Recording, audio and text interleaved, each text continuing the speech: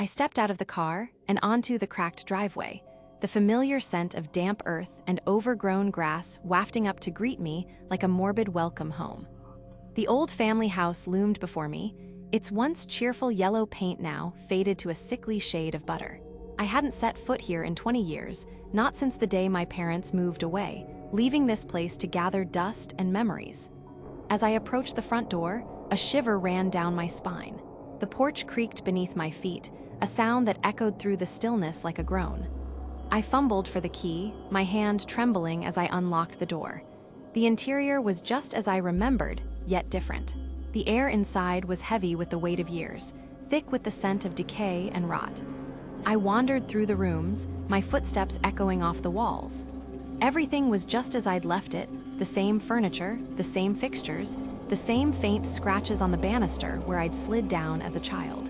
But it all felt wrong. The shadows seemed to writhe on the walls like living things. I began to feel a creeping sense of dread, as if I was being watched by unseen eyes.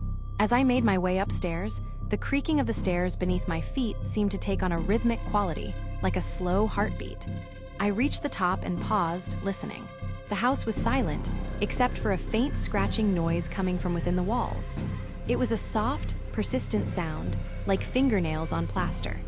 I felt a shiver run down my spine as I realized I'd heard that sound before, as a child. My parents had always told me it was just the house settling, but I'd known, even then, that it was something more. I continued to my old bedroom, the scratching growing louder with each step.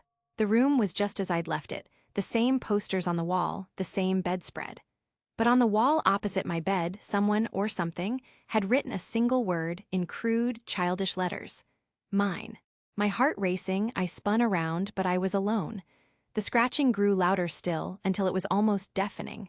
Suddenly, it stopped. The silence was oppressive, heavy with anticipation. And then I heard my own voice, whispering back to me a single word, "Welcome."